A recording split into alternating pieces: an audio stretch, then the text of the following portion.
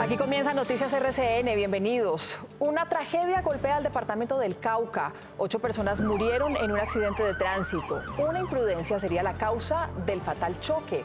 Hay 3 personas gravemente heridas. Y se escala la guerra comercial entre Ecuador y Colombia. Gobierno Petro anunció una nueva carga arancelaria del 30% para otros productos que se exportan a ese país. Gremios nacionales piden calma. Informe de prestigiosa revista médica del Reino Unido pone en evidencia la crisis de la salud en nuestro país. El título del artículo lo dice todo, abro comillas, cómo los políticos destruyeron el sistema de salud de Colombia. Conmovedor testimonio de Juan Martín, el niño de 7 años que estuvo al borde de la muerte luego de ser atropellado por un taxista ebrio. Su testimonio además se revela una faceta del estado de coma en la que pocos creen. Grave denuncia de la Secretaría de Educación de Bogotá dice que por primera vez en 20 años no podrán pagar a tiempo la nómina de los maestros. El gobierno nacional no ha girado los recursos. Hoy en el termómetro, las fuerzas políticas en Antioquia divididas, las del alcalde Federico Gutiérrez con Abelardo de la Espriella y las del gobernador Andrés Julián Rendón con Paloma Valencia. Estas y otras historias de alianzas y divisiones en minutos.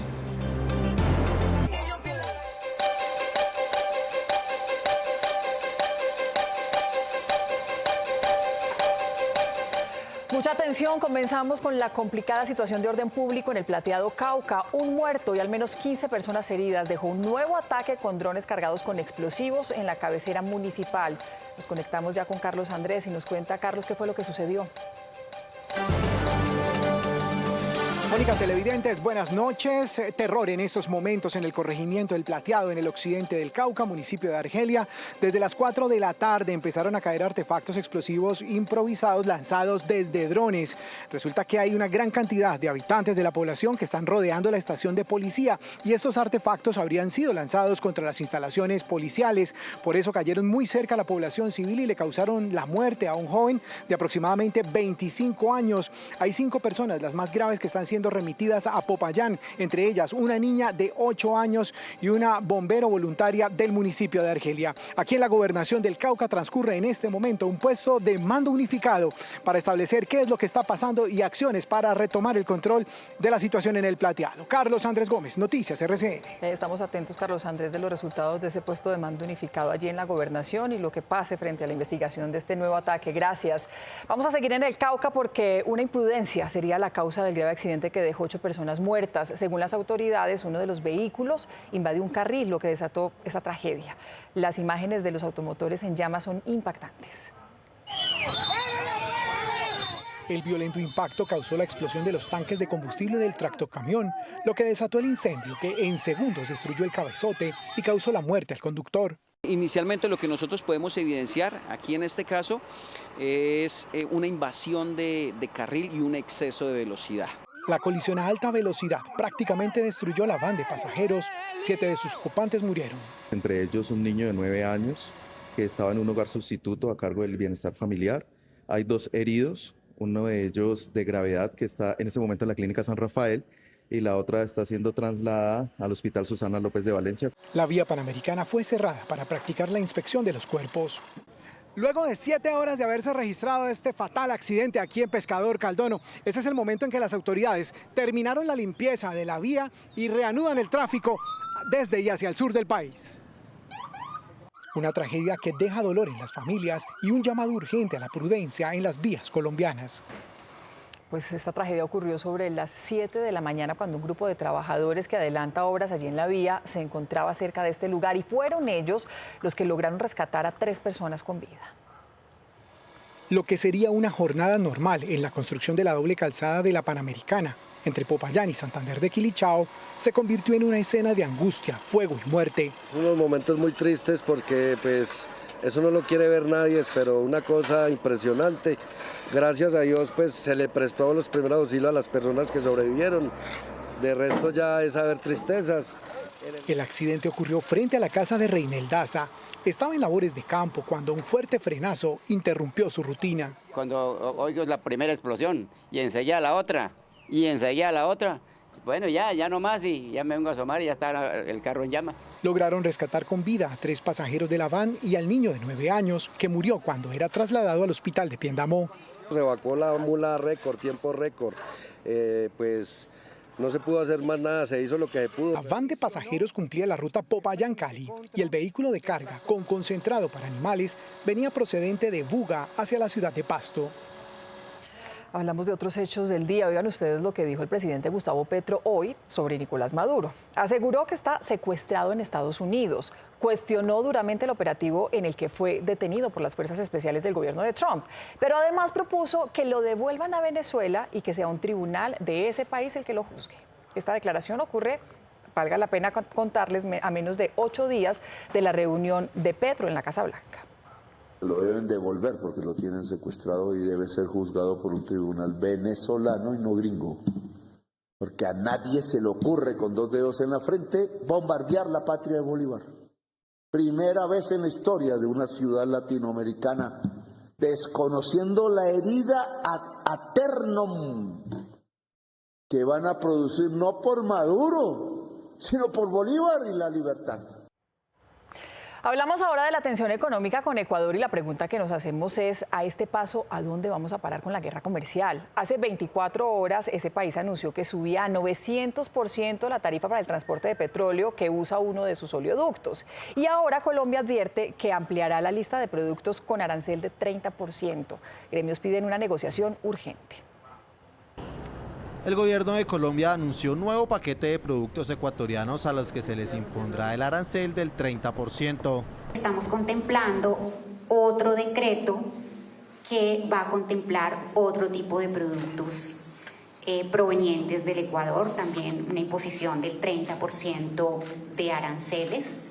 La medida se tomó luego de que el gobierno ecuatoriano anunciara un incremento del 900% a la tarifa que cobra por transportar petróleo hacia Colombia. Se tomó esta decisión de evitar que el crudo se transportara a través del oleoducto transecuatoriano. En este sentido, hemos propuesto, dejamos de comercializar 300.000 barriles de crudo.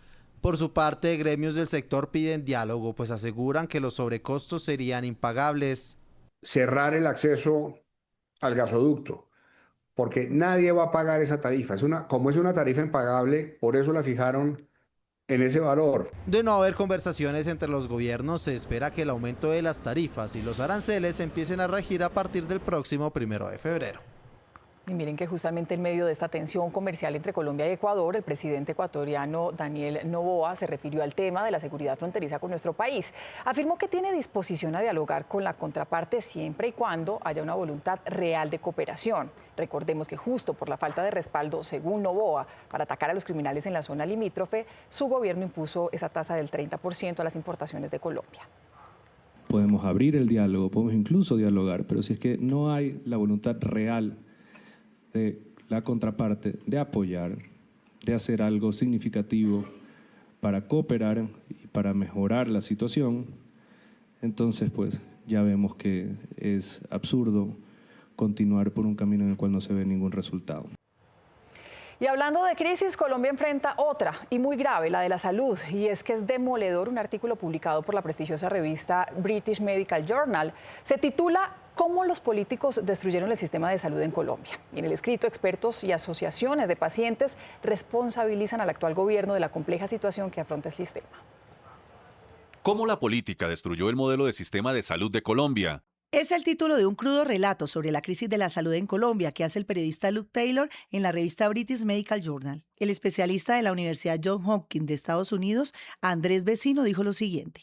La tragedia es que todo esto era completamente evitable. Millones de vidas se han puesto en riesgo y la gente está muriendo. El artículo hace alusión a las actuaciones del presidente Gustavo Petro. El exguerrillero se propuso transformar el sistema de salud. Afirmó que las empresas no deberían involucrarse en la gestión de lo que es un derecho humano y que el sector estaba dirigido por delincuentes. Diego Rosselli, quien fuera profesor de Economía de la Salud de la Universidad Javeriana, destacó en el artículo uno de los mayores errores.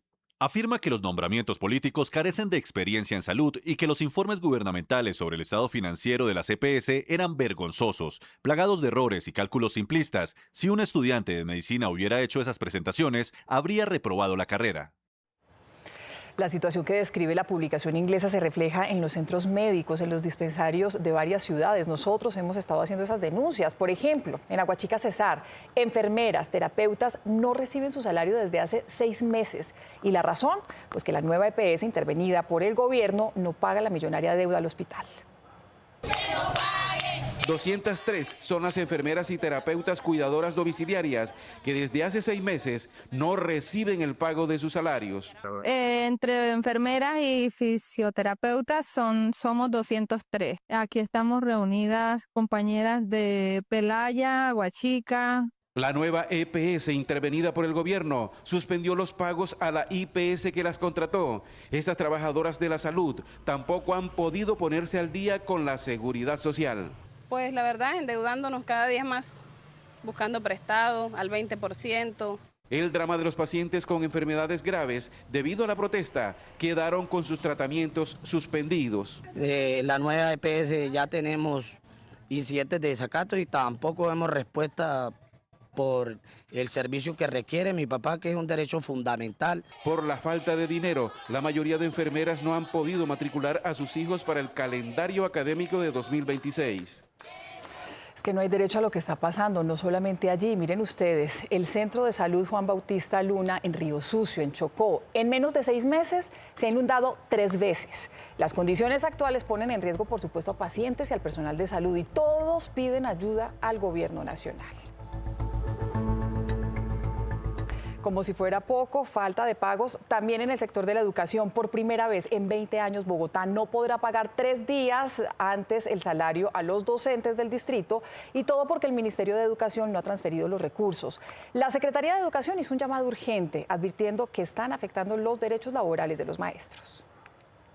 Mañana 29.000 docentes del distrito no recibirán su salario. Según la Secretaría de Educación de Bogotá, la nómina no la pagarán porque el gobierno nacional no ha girado los recursos del Sistema General de Participaciones. Por primera vez en 20 años, el gobierno nacional no le gira a Bogotá los recursos del CGP para pagar a tiempo la nómina de los docentes, según los acuerdos históricos con el Magisterio de Bogotá. Los docentes que sí recibirán su pago mañana son más de 4.000, pues son financiados con recursos propios del distrito.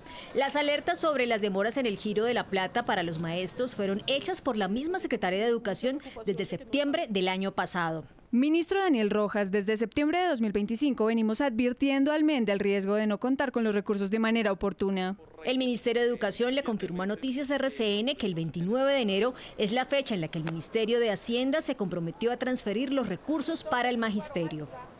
Hablamos de crisis fronteriza con Ecuador, hablamos de salud, hablamos de pago a docentes, y hoy en el Congreso hubo debate de control político a todo el gabinete por el decreto de emergencia económica. Los senadores cuestionaron los argumentos del gobierno, mientras que los ministros dieron sus explicaciones. Al debate llegaron presencialmente el ministro de Hacienda, el del Interior, el ministro de Defensa, la ministra de Comercio y el ministro de Salud, quien señaló que una de las razones es el aumento en la UPC. Eso representa 3.3 billones que en este momento, por supuesto, implica una situación que no estábamos contemplando, pero que es obligatorio como lo considera.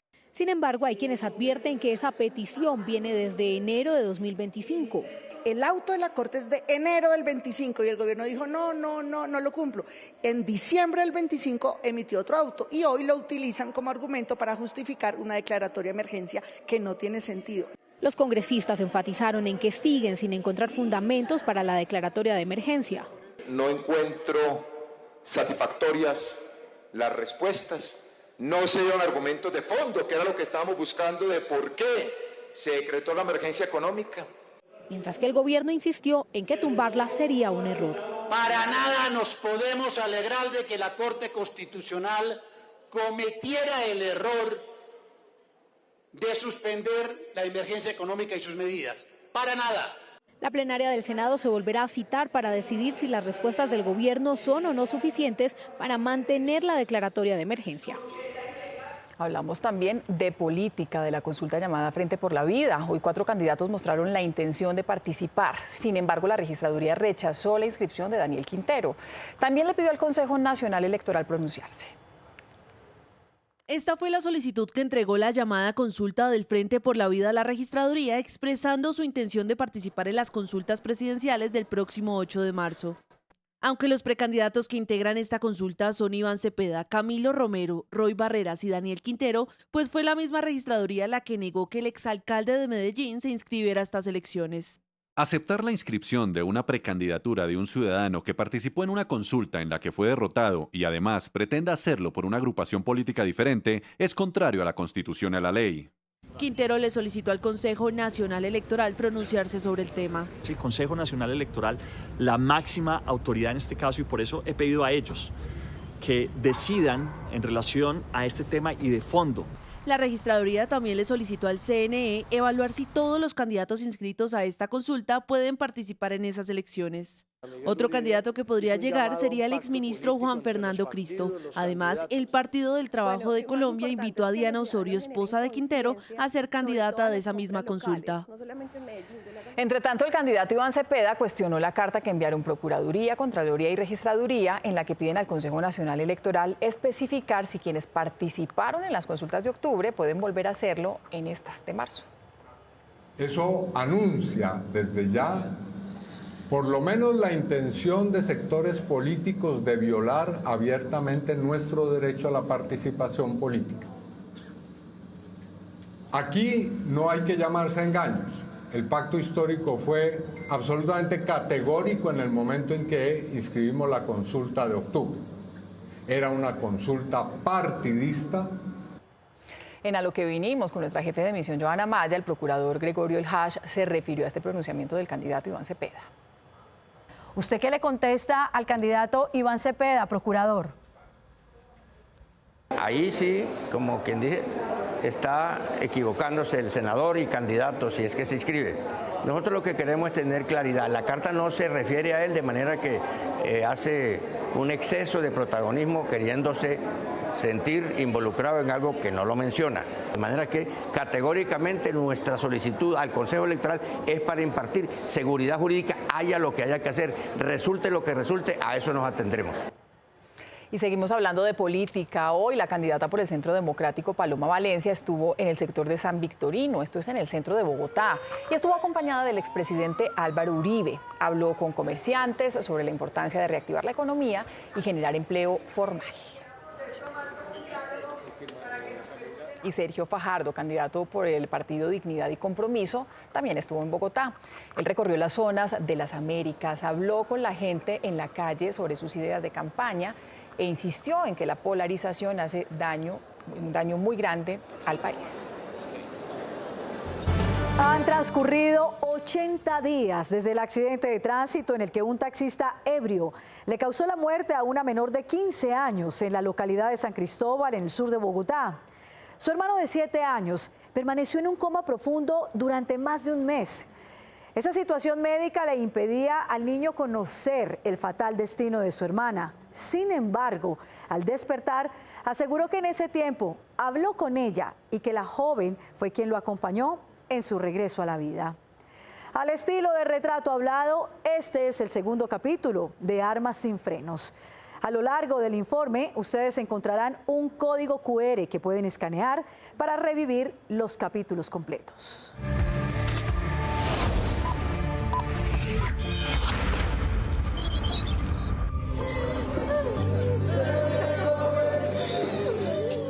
Este día la esperanza de muchos se apagó. Lamenta el fallecimiento de la menor de 15 años, Carol Stephanie. Con 15 años de vida, Carol dejaba este mundo a causa de un taxista borracho que atropelló a 11 personas en San Cristóbal, incluidos sus 2 hermanos. Por años, ella soportó una depresión que superó con ayuda de su mamá y por 3 días luchó por su vida en un estado de coma. A mi hija le salvé la vida 3 veces y ya estábamos bien, pero en este accidente sí no pude salvarla. Terly tuvo que sacar fuerzas de donde no tenía para ir a enterrar a su hija y con un dolor que solo puede sentir una madre, tuvo que regresar al hospital, guardarse las lágrimas y estar fuerte para su hijo de 7 años, que seguía aferrándose a la vida en un estado de coma inducido por un trauma cráneoencefálico. Llegué a la habitación, le cogí la manito a mi hijo porque estaba muy mal y empecé a orar. Dios te entregó a mi hijo, ya te llevaste a mi hija, no quiero que te lleves a Juan Martín. El insomnio y las oraciones de rodillas eran cosa de todos los días. Lo que más añoraba es que su hijo no se fuera, que no se encontrara todavía con su hermana en el más allá. Pero la añoranza parecía desaparecer con un nuevo dictamen médico. Me dice como mamá, el niño ya no hay opciones de vida. Mañana pues se va a mirar qué pasa con Juan Martín. La veía triste, con un dolor por dentro. Juan estuvo dormido, como dice él, pero en ese tiempo y hasta el día en que posiblemente lo iban a desconectar, asegura que estuvo en el sitio del que tanto temor tenía su mamá, que sí vio a su hermana mayor, que ella lo acompañó y que incluso se pudo despedir.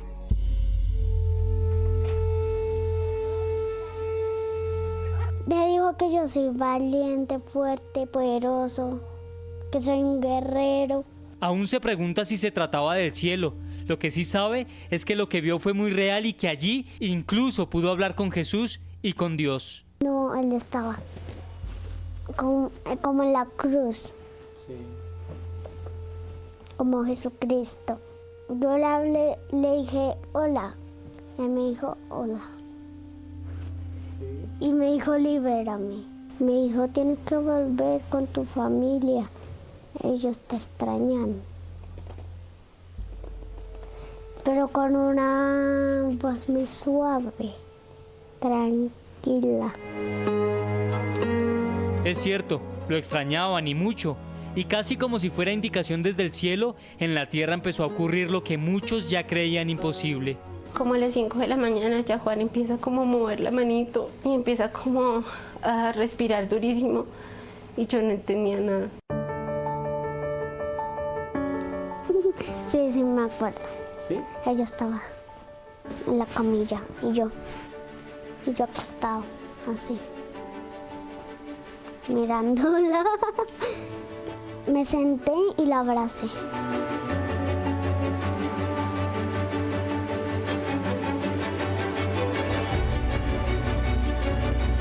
Se recuperaba la esperanza. Ese abrazo lo esperó por mucho tiempo la mujer que todos los días sentía que le arrancaban una parte de su alma. Lo primero que hice fue abrazarlo. Le di muchos besos y le dije, mi amor, estás aquí conmigo, te amo. Y fue un mejor momento que pude tener. Ahí él todavía no hablaba. Luego de unos días, Juan le contó a su mamá lo que vio en ese lugar extraño, y aunque no se lo habían dicho, él señala que ya sabía el destino de su hermana mayor y que lo aceptaba con paz. Él me dice que fue al cielo, que vio a su hermana y que su hermana le dijo que ella se tenía que quedar y que él tenía que volver. En ese lapso también me cuenta que vio a Dios, que él le tocó las manos. He querido transmitir este mensaje porque fue un deseo de Juan Martín, no sé qué propósito tenga. Médicamente hay un concepto conocido como SM, experiencia cercana a la muerte, que se manifiesta en situaciones de riesgo vital extremo, pero él atribuye la experiencia a lo espiritual. Feliz de que lo vi por primera vez. Es grande. ¿Sí? Como el tamaño del cielo. Espacioso. Tan espacioso como la fuerza del niño valiente y poderoso que todos reconocen. Se llevó a mi hermanita, pero gracias a Dios está Juancho.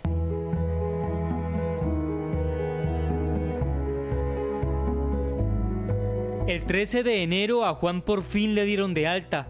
Es solo el primer paso para todo lo que viene, porque mientras el responsable del accidente enfrenta la justicia, Juan nuevamente tendrá que visitar el quirófano. Es quizá la última gran prueba. Juan Martín, eres un niño de fe y de Dios. Me has enseñado que Dios existe. Cuando todo se me estaba derrumbando, quiero decirte que te amo con todo mi corazón. Aunque esta es una historia esperanzadora, hacemos un llamado a los conductores a manejar con responsabilidad y hacer conciencia de cómo para muchos un simple trago de alcohol puede destruir familias completas. Pronto nos volveremos a encontrar para poner al descubierto otro retrato hablado aquí en Noticias RCN. Gracias, Joa. Son las 7 de la noche, 48 minutos. Hablamos de otras noticias del día. En medio de un operativo, la policía de Carabineros grabó con un dron el momento exacto en el que una red delincuencial robaba combustible tras romper un tubo en un oleoducto. Este dron de la policía Carabineros grababa un control en Barranquilla. De repente registró algo extraño. Decenas de galones alrededor de un camión cisterna de gasolina con una manguera expuesta y varios hombres cerca. De inmediato la patrulla se acercó y confirmó lo que temía. Serían integrantes de una red criminal que estaba extrayendo de forma ilegal el hidrocarburo. Con esto se afectaron las finanzas criminales de grupos delictivos organizados dedicados al apoderamiento de hidrocarburos y a la instalación de válvulas ilícitas en el departamento de Cesar, por un valor de 675 millones de pesos. A través de una prueba de marcación, los peritos confirmaron que el crudo era de la línea de Pozos Colorado y estaba mezclado para comercializarlo a centros de servicio en Atlántico, Bolívar y Cesar. Que se encuentra fuera de los rangos óptimos de los hidrocarburos legalmente comercializables en el territorio nacional. En el punto se recuperaron 20.000 galones de gasolina e incautaron un tractocamión y un semirremolque.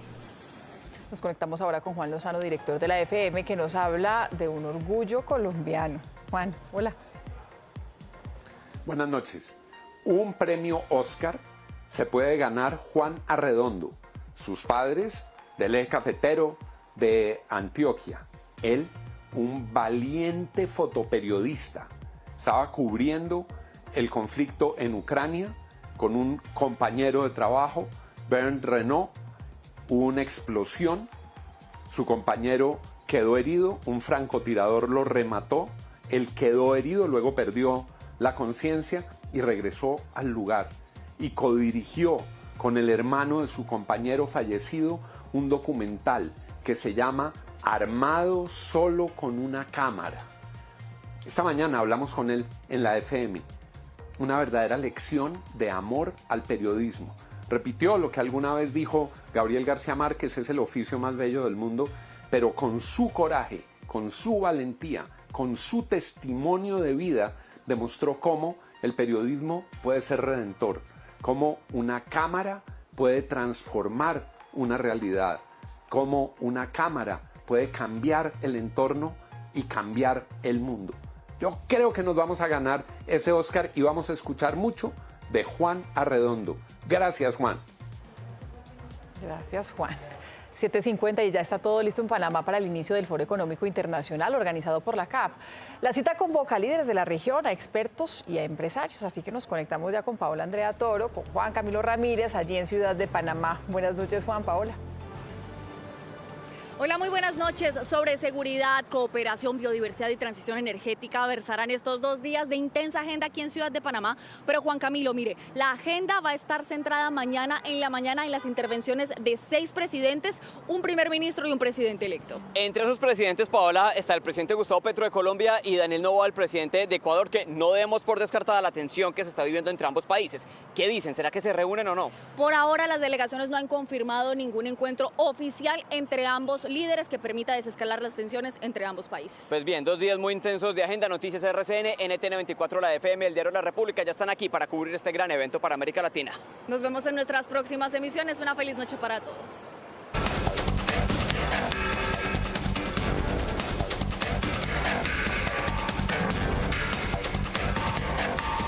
Hola, bienvenidos a Termómetro. Le medimos la temperatura del ambiente político y se la regulamos al poder. Arrancamos con alianzas, adhesiones, apoyos y realineaciones de fuerzas antes de las elecciones al Congreso y las consultas.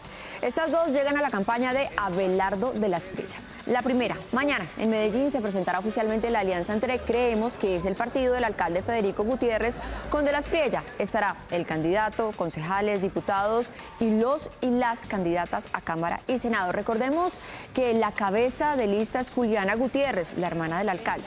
El otro apoyo es el de varios líderes de Cambio Radical, y no solo políticos, también empresariales, porque los Char se montaron en la campaña del Tigre. Ellos de hecho quieren que el partido completo llegue allá, pero como hay algunos que siguen con la duda de apoyar a candidatos de la gran consulta, lo más seguro es que todo se defina después del 8 de marzo. Ahora, la llegada de Creemos con toda la gente cercana a Fico a la campaña de Abelardo significó una ruptura en la política antioqueña. Esta es la historia. Es que las apuestas de las fuerzas que están detrás del gobernador de ese departamento, Andrés Julián Rendón, ojo, apoyan la candidatura de Paloma Valencia o en su defecto de quien gane esa gran consulta. Vamos a ver en qué termina todo. Ahora, los otros divididos y bloqueados son los del Partido Conservador. Se acabó el 2025, se acabó enero de 2026 y todavía no definen si van o no con candidato. No han logrado ni siquiera citar a la gran convención y los votos en la dirección están divididos por mitad. 10 apoyando a Efraín Cepeda y 10 apoyando a Felipe Córdoba. Un callejón sin salida. Y les tenemos noticias, mientras tanto, de otros candidatos que sí van con toda y muy claro. Les voy a hablar de Roy Barreras. Aunque nos dijeron que la U podría apoyarlo para la interpartidista del 8 de marzo, al final la decisión es que no, porque nos explican que si Cepeda ganara esa consulta, podrían quedar en una obligación legal de adherir a su campaña para primera vuelta y esa sí es una línea roja. Ahora, lo que sí tiene Roy es el apoyo individual de algunos congresistas. Supimos que el senador José David Name de la U le organizó una reunión hace poco a Barreras en Barranquilla, pero no solo Name, de la U. Hay 2 nombres de senadoras liberales, Laura Fortich y Yesmi Barraza. Así se mueve la política entre pasillos, corrillos y reuniones sin barreras. Cuando suba o cuando baje la temperatura, acá estaremos con el termómetro político. Feliz noche.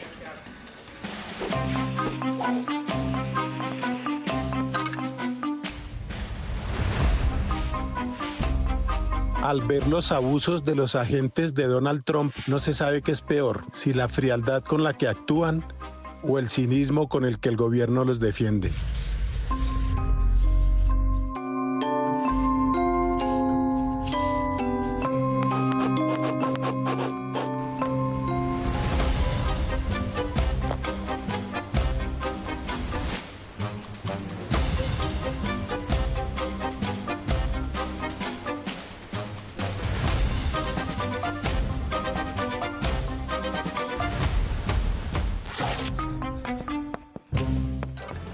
Muy bien, finalizamos así esta emisión. A las 11:30 los esperamos nuevamente. Allí César Piñeros hablará del seguimiento que le hicieron las autoridades en el Atlántico a una banda que se dedicaba al robo de crudo. Todo ocurre a plena luz del día y hay imágenes precisamente de esos robos. Nosotros nos vemos mañana nuevamente. Que tengan una feliz noche. Descansen.